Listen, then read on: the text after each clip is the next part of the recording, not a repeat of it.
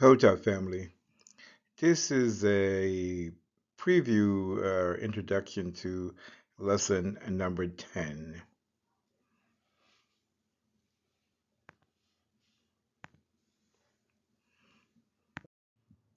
Our primary objective is to be able to read the sacred script of our African ancestors, identified as Medu Neter.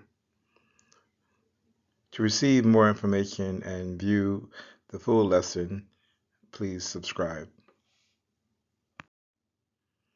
African civilization existed many thousands of years before Europe's Ice Age ended.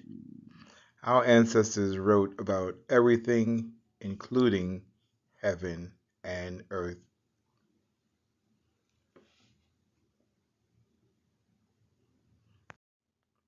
These 6 lines of Middle Nature describe the relationship between the African and the African soul, or spirit, or spirits.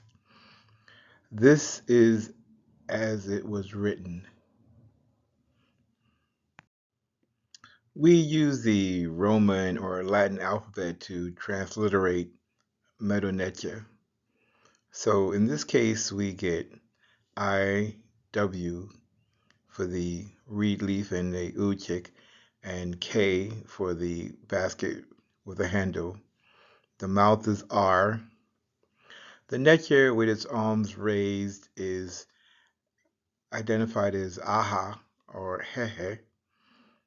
The 3 plural strokes is transliterated with a W. The ripple of water is translated with the letter N. And again, we have the necker with its arms raised, the is what it is symbol, and the plural strokes. Then we have the ship's mast, the arm and the hand, the solar disk, and it is what it is symbol, which is ha ra. And again, the ripple of water, the ship's mast, arm in the hand, solar disk, and is what it is again for another ha ra. And again, using the Roman alphabet, which is the alphabet that we use in English. This is under the section titled The Doctrine of Eternal Life.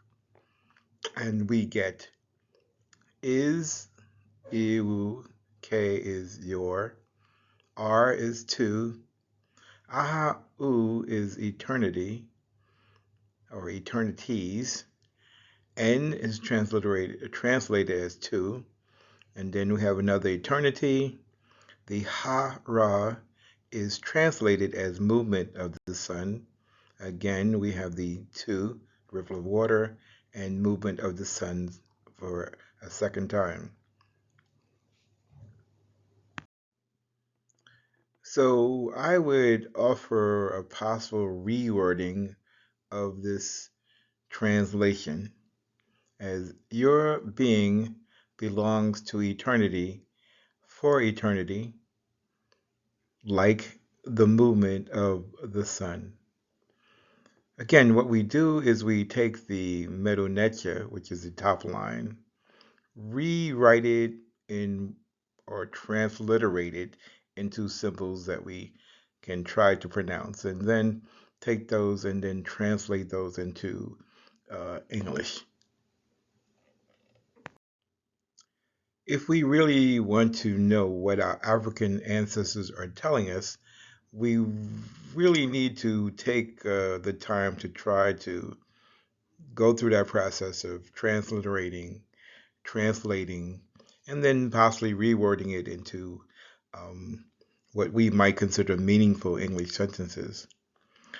If you would like to see translations and understand or see my understanding of these other 5 lines and a more in-depth explanation of the 3rd line, uh, that is in lesson number 10 on my YouTube channel.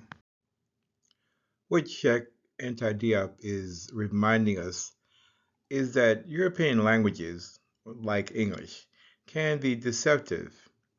We should try to read the original text, which is Medu Neter. You are welcome to join me in this process of learning and teaching Medu Neter. Your comments, concerns, and questions are appreciated. Shem Hotep. Di Ankh Mi Ra.